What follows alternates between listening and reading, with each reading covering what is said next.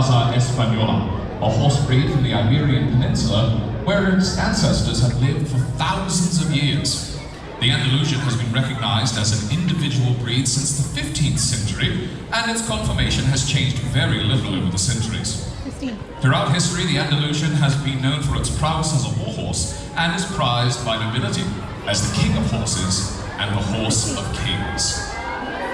All of our horses are both implanted with a microchip like cats and dogs. This chip is very useful and can be used to tell a lot about the horse. Most importantly, it allows us to trace the horse's lineage. The Andalusian stallions you see here have lineages that can be traced back over 1,000 years to medieval Spain. The difference in color, of course, is pretty obvious, and it helps us divine a young horse and an even younger horse. Lord Brandon is presenting Ultimo. Now, he's an older horse of about 15 years or so. He's a stallion, and his color, or cape, is white. This means that he is a much more mature horse. These are, however, both Andalusian stallions, because you see over here, Sir Elkins is presenting Hermoso. He is only about 7 or 8 years old or so, and he is considered young, indicated by his dark grey coat. When Andalusians are born, they are almost black, and as they age, they shed their black hairs. As you can see on his face, body, and tail, he's starting to shed the black and white, shed the white coloring.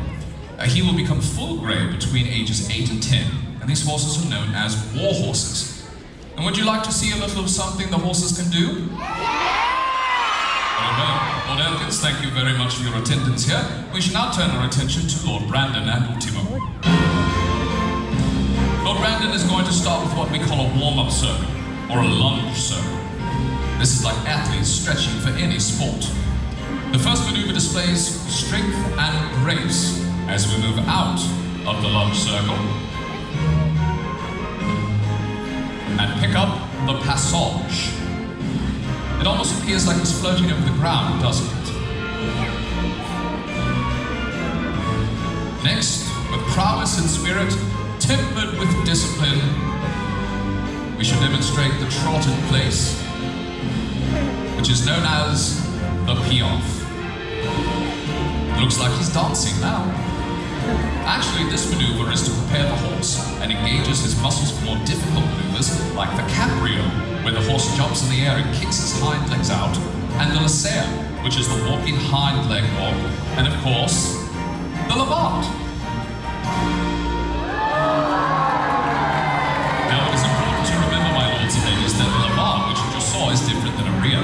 A rear is very uncontrolled and sometimes has to do with the mental state of the horse. The levant is at a 45-degree angle. Lord Brandon will now ask very politely of Ultimo to produce the Spanish walk. This is a maneuver once used to intimidate and push enemy soldiers out of the way on the battlefield, but later it was made into a victory march to parade through the streets. It's a very proud-looking horse, isn't he? He should be. His ancestors date back to the 11th century in medieval Spain. Now, my lords and ladies, I pray your voices in a mighty cheer for Lord Brandon and Ultimo, his beautiful stallion! Very nicely done to you both, my lords. Thank you for being part of today's presentation. You have Her Majesty's leave to retire. Another cheer for Brandon and Ultimo. Now, back to business. Let's talk about horse breeding. The Andalusian stallion is the perfect example of a purebred. Purebred horses are the combination of the same breed of horse to replicate the same characteristics. The opposite of that would be crossbreeding. This is the process of breeding an animal with the intention of creating offspring that share traits from both parents, although it may take generations to achieve the desired attributes. Essentially, if you want to create a tall, muscular horse, you could mate a tall mare with a muscular stallion in hopes of creating a brand new breed. A good example of crossbreeding would be a labradoodle. Anybody here have a labradoodle? Yeah, a couple of people. Now that's of course a cross between a Labrador and a poodle. Poodles don't shed, and they're more hypoallergenic, so you hope to get the good qualities of both dogs between both the Labrador and the poodle. It's important to have responsible breeding because you don't want to dilute a pure bloodline, and you don't want to create a crossbreed with undesirable or unhealthy attributes. Next, let's turn the page and look at the estrus cycle. You'll notice how much longer it takes for just one horse to be born compared to other animals or even humans. Can we see another horse now? Very well. Come forth, Sir Royce, and bring your trusty steed, Stormy.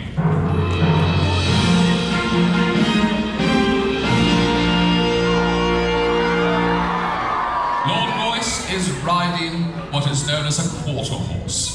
This is Stormy. Everybody say hi, Stormy. The quarter horse is the first horse to be bred and established in the Americas, crossbred from breeds like the Arab, Turks, and Barbs, brought to America by Spanish explorers, and were then crossed with mares from England in 1611. His compact body and strong, lean muscles make him well suited for speedy maneuvers, very effective at sprinting over short distances. These horses can reach up to 55 miles per hour in a quarter mile. That's a fourth of a mile. And that's why they get their name, quarter horse. Ah, now it makes sense. Would you like to see how fast Stormy can go? Yeah! All right, so remember, the louder you cheer, the faster he'll run. So everyone look down at the end of the arena and start screaming.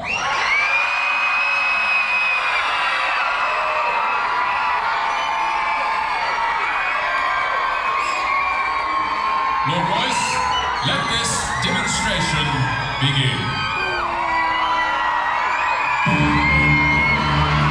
right, get ready. Here it goes. It's going to take off like a bullet.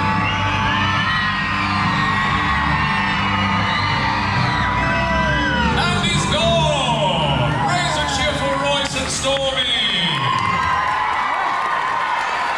Well done to you both, my lords. That was a fast horse.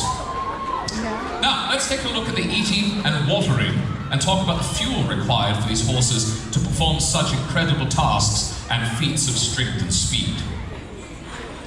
We have a big arena, as you can see, and the horses run around a lot. So depending on what the horse is doing during the show, it can drink up to 15 gallons of water a day. A horse might just do the games, or he might do a combat fight. He might do a combination of everything, so depending on what he's doing that day, he might drink more or less, depending on how thirsty he really is. When completing your barn sketch of the Hall of Arms, notice our automatic watering system. Each horse has its own water fountain all to himself in the corner of a stall, so the horse can drink as much or little as he wants through the day. A balanced diet is important for horses, of course, as they require carbohydrates, fats, proteins, and vitamins and minerals. All of these are essential for energy as well as proper growth. Now, a horse receives all of their required nutrients every day from a combination of hay and grain. On the next page, you will see a diagram of a horse's non-ruminant digestive system. If a horse has a non-ruminant digestive system, well, what is a ruminant digestive system? The perfect example of a ruminant digestive system are cows and goats. I'm sure you've seen cows out in pasture with goats as well. Now, what are they doing in the pasture? Well, eating. I heard somebody say it, yes. That's all they do all day. They eat and eat and chew and chew and chew. So that way, finally, when they get back to the barn late in the evening, they can regurgitate what has not been chewed and get all of the nutrients out of what they ate during the day. They have one massive stomach with 4 smaller compartments. This makes sure that they get every single drop of the vitamins and minerals that they ate from the food that day. That also helps to produce a more healthy milk for their young. Now let's talk about the horse's non-ruminant digestive system. Now please refer to the diagram and follow the path of feed as it travels through the horse. It starts in the mouth, where it is chewed and moistened to ease it down the esophagus. Some horses are clever enough to take hay from one side of their stall and put it in the water dispenser to make a soggy cereal that's easier to eat, kind of like your Lucky Charms and milk in the morning. In their stomach, it mixes with gastric juices to start breaking down fats and proteins. It then moves to the small intestine, where it continues to be broken down and absorbed, then onto the cecum and the colon, and finally, the rectum, where the undigested fiber and waste is expelled. Right, I wasn't going to say it, but yeah. You know what? I think it's time for another horse. What do you say? Yes, on that note, I now call upon Sir Cameron and his squire. Come forward, my lords.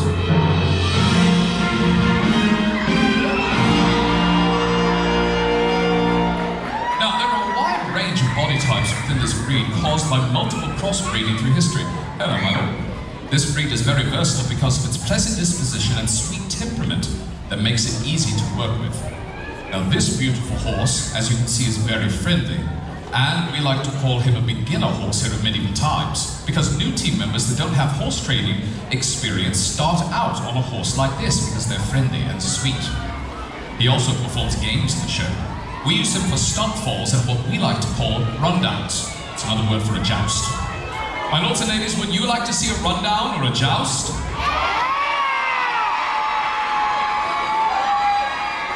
Very well. Lord Cameron, are you ready to show these young lords and ladies what a joust looks like? What about you, Squire? Are you ready? Yeah, you. Yeah? All right, give a cheer for this brave fellow. All right, my lords, lay on.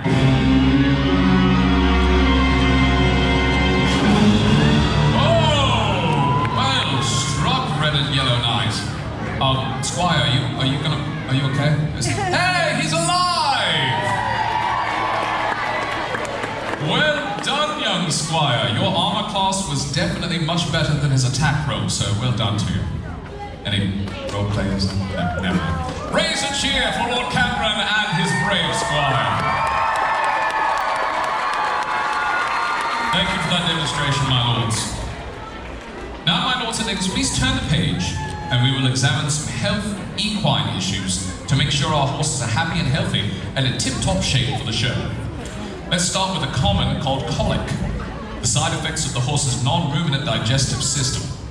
This is when feed is compacted and stuck in the horse's tummy. The horse is constipated and it can't burp or regurgitate.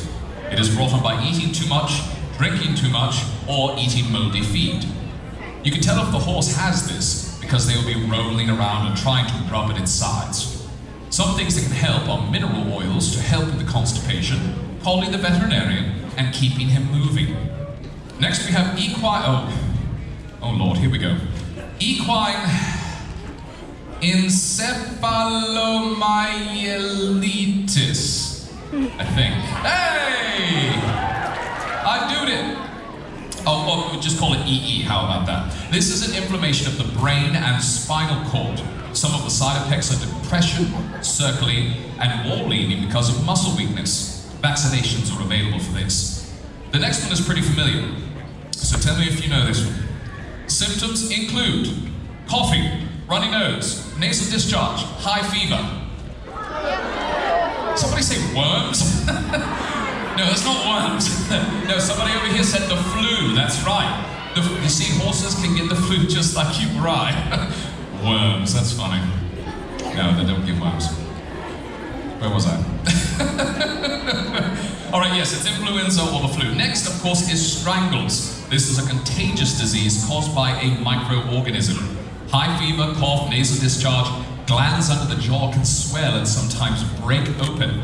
It's very important to isolate a horse that has the strangles because it is extremely contagious. You call the vet for it and then the horses will recover after a while and develop immunity, kind of like whenever we have chicken pox. The next one is West Nile virus. It's carried by flies and mosquitoes, and horses can be vaccinated for this one as well. Last, of course, we have tetanus. I'm sure we've all had a tetanus shot before. Horses can get a cut or a scrape infected just like we can. And here at medieval times, our horses are vaccinated for it once per year. So they can be in tip-top shape, physical health, and of course it's done by trained veterinarians. Now, my lords and ladies, the time has come for the last horse of today's presentation. I call Sir Tudic and his beautiful Friesian, Thomas.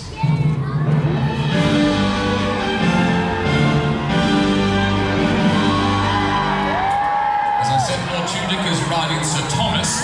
Thomas is a Friesian horse, and he is the beautiful creature that I have the pleasure of riding during the tournaments. Now, what is this? Oh, thank you very much, Ron. Now, the Friesian horse originated in the Netherlands. This pure horse breed resembles a light draft horse. Their size allows them to carry a knight in full armor. As for their size, the breed is humble, nimble, agile, and light on his feet. Speaking of his feet, look down at his hooves, everyone. You see all the little hairs on it? Kind of makes it look like he's wearing some bell-bottom jeans or something. That's called feathering. This horse originates in the Netherlands, where it's very cold, so he has to make sure he has as much protection as possible from the elements whenever he's pulling plows or carts through the snowy lands of the Netherlands. Thank you very much, Sir Tudyk. Raise a cheer for the Black and White Knight and Thomas. We will see you in the tournament both, my friends. Here in medieval times, we have a hoof specialist that comes in once a week known as a farrier, or blacksmith. As I said, he comes in once a week and assesses each horse's individual hoof needs. This is really important because horses spend all day on their feet. So what the farrier does is come and assess the horse based on size, what the horse does in the show, and then determines the materials to be used. The materials are iron, steel, aluminium, and even plastic. Let's move on to grooming and housing. Each single horse we have is groomed every day, not only to look great under the spotlights, of course, but also to get the dirt and gunk off, and to prevent skin diseases. There is a very special way to brush their hair so it doesn't break, and it's also important to braid their manes and tails every night to help stimulate growth, and it protects from breakage. In your packet, you will see a picture of the stallion barn at the Medieval Times Ranch in Sanger, Texas, just north of Denton.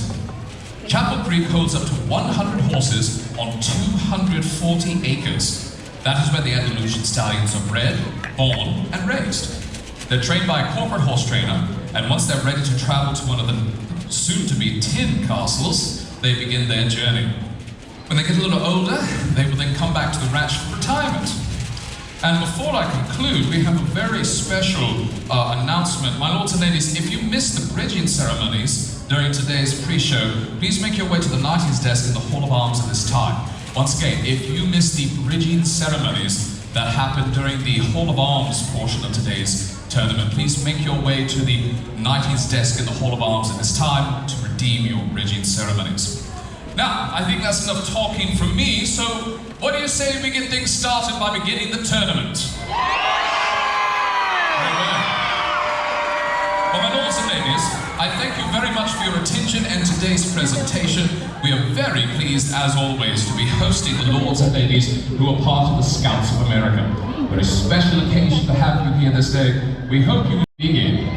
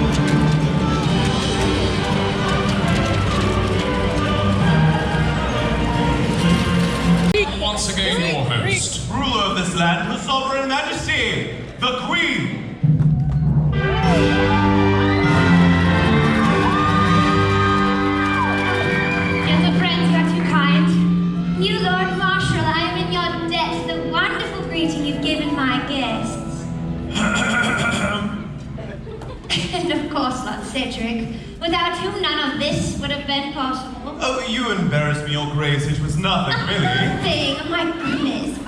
All the arrangements, the great hall, the entertainment, the feast. And a gathering of the finest knights, each a champion in his own right. Oh, champions indeed, and a handsome lot at that. And might I add, Your Grace, a most eligible field. Eligible? Whatever has that to do with the tournament? Cedric, this is neither the time nor the place to discuss Your it. Majesty, the realm at present without a champion, the crown of the king unworn. Our queen alone has so many brave and true knights in attendance. You might want to quit while you're ahead, old fellow. If he was ahead, he might well do so. Cedric, I'll brook none of your royal matchmaking this night. Let these princely knights entertain us on the field, and one who named as my defender alone, for no other bargain shall be struck here. Forgive me, your grace, I merely meant. Meant no harm, I'm sure. I pray you, serve me as you served my father, and forget not that I have inside me the blood of kings. Of course, your majesty. Well, if there is to be no matchmaking this night, surely the queen would not gainsay a little merrymaking, a toast, my lady? A toast, wonderful. Come, my friends, let us raise our cups. To honor! To honor! To glory! To glory! To chivalry! To chivalry! To victory! To victory! And to the knights of the realm! Cheers!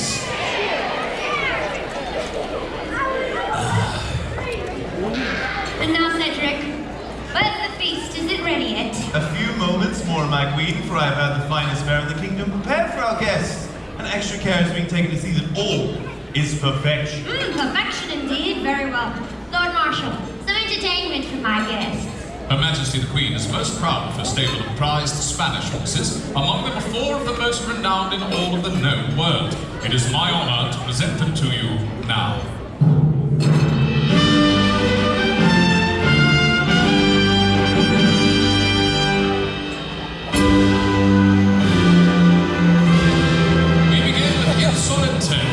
The fearless mount of Prince Carlos at the Battle of Bosque Blanco, where he carried the prince to victory and fame!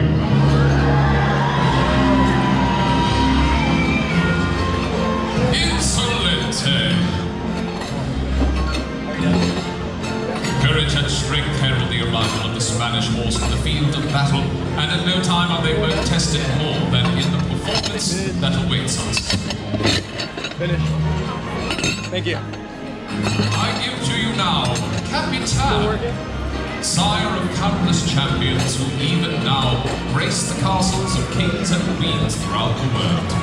Performing for you the victory march celebrated by Her Majesty's returning heroes, the Spanish Walk.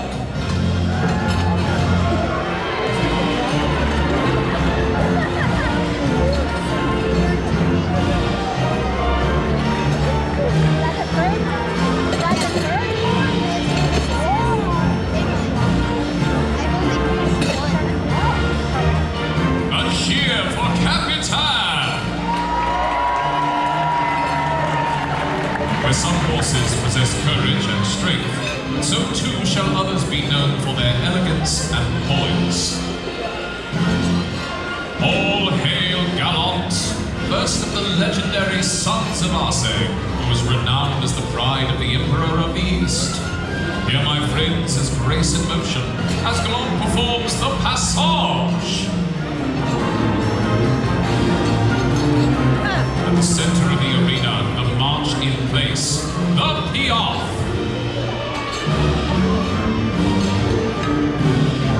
Once again, in an elegant farewell, the Passage. My lords, my ladies, Gallant! And now, mightiest of the Queen's legendary stables, namesake of the mythic Titan doomed to uphold the sky, comes Atlas. As the peal of thunder rings in the mountain, so too will the approach of Atlas to the field strike fear and awe into the heart of the enemy.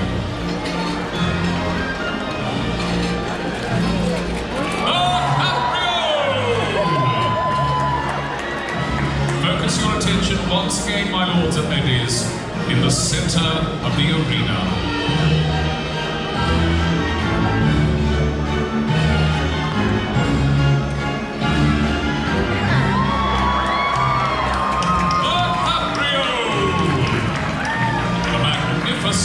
Atlas.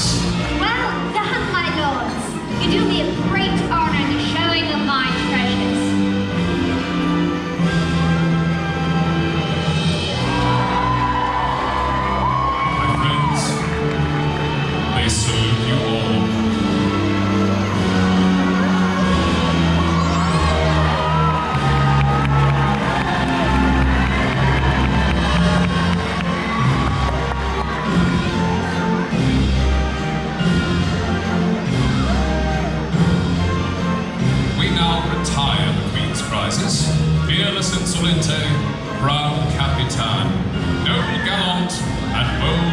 us away to the stables to find rest and reward. Well done, my lords.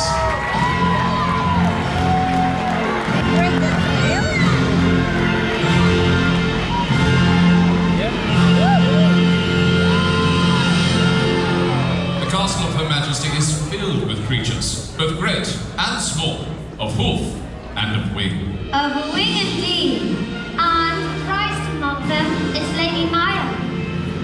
Many a morning have the master of hawks and I stalked the great forest on the hunt, falcons on our fist, in an ancient ceremony that dates back to time forgotten. Have the bird brought forth. With a winged hunter upon his fist, it is my honor to present to you Don Mateo, Her Majesty's Master Falconer!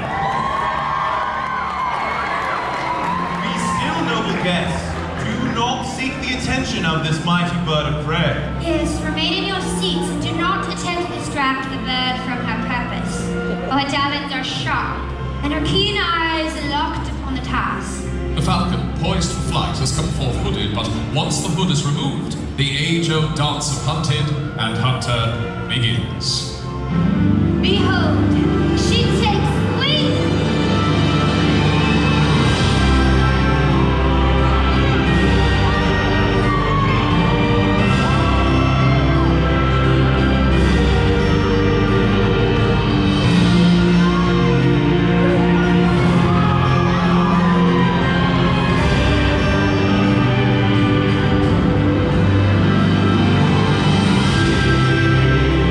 Please keep your hands, banners, and small children out of the air. The bird might not hear it back.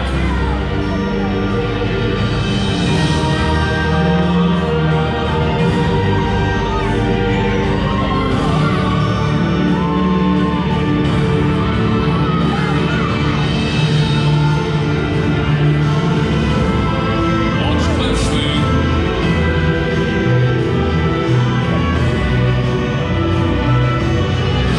It is done! What you've seen is known as Libertad. It is used by the Master Falconer to increase the bird's strength and stamina for long hunts in the wild, and under the watchful eye of the Queen's Lord of the Hunt, assures that the charge remains keen to the lure. On this day of all days, it is very important to note that Lord Don Mateo himself completed his service in the Boy Scouts of America as an Eagle Scout, as his father did many years ago. It is also important to note that our very own Lord Cedric became an Eagle Scout in his youth. Truly, the Boy and Girl Scouts of America have a deep-rooted tradition not only in this country, but in this castle. Through the lessons taught therein in the Boy Scouts of America, Lord Don Mateo has climbed the ranks to Her Majesty's Lord of the Hunt. And as you can see, he has enticed the bird back to his glove. Well done, my lord. We now raise a cheer for Don Mateo, Her Majesty's Master Falconer, and for Lady Maya, his mighty bird of prey. Skillfully done as always, my lord. This is left to be eager for a morning's hunt. See that all is prepared. We shall leave it on.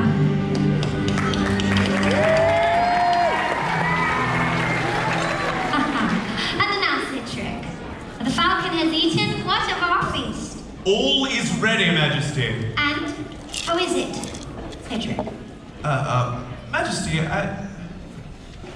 Come, Cedric. What feast has ever been served in this great hall that our good Chancellor has not sampled freely? Well, I may have had a little just to ascertain the quality of the... Blah, blah, blah. You mock me, Your Grace. I jest with you. Let the honor be yours, old friend. Thank you, Your Majesty. Well, then I say, let this feast now be served!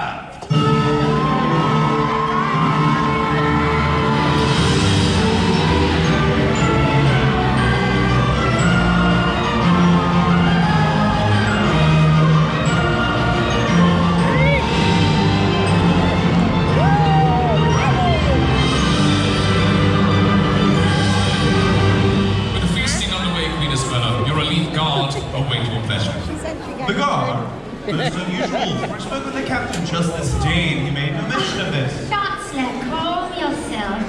I have asked the captain and his guard here to entertain my guests. Lord Marshal? Summon the guard!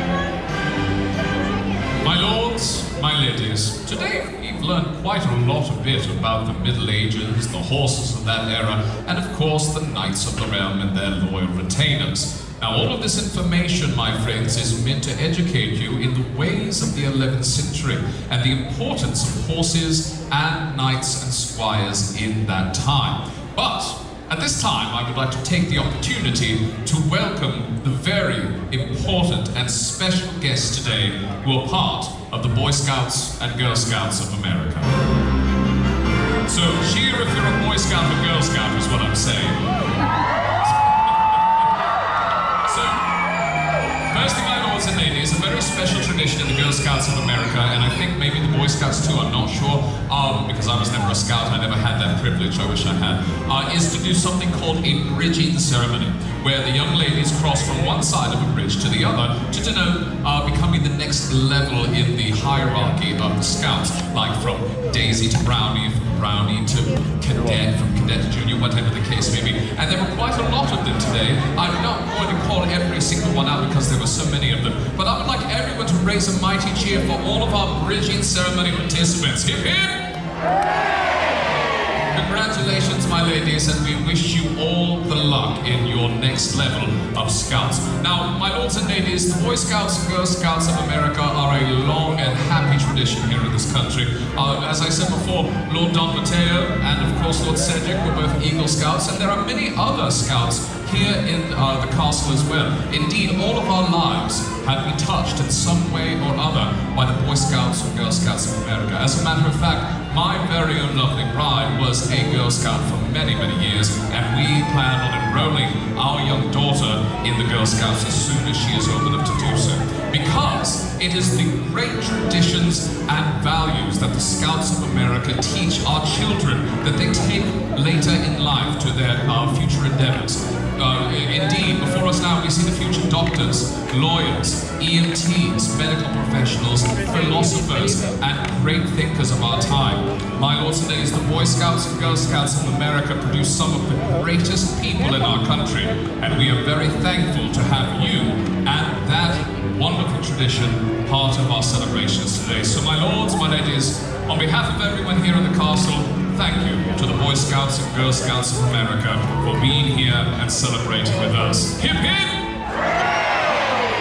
Well, there you have it, Your Majesty. As you celebrate this day, you are joined in Revelry by the Boy Scouts and Girl Scouts of America. And once again, congratulations to our bridging ceremonies. Jousting, seeing all these beautiful horses today has put me in mind of my own beauty, Impresario. I would present him to my guests. Yes, of course, Your Highness. But will you ride? Oh, I would very much like to. However, with all the nobles gathered here, I'm sure it's the right time for a pleasure ride. No, Impresario is as free a spirit as I myself. He shall greet my guests at liberty, but none are as graceful and as breathtaking as he when unfettered.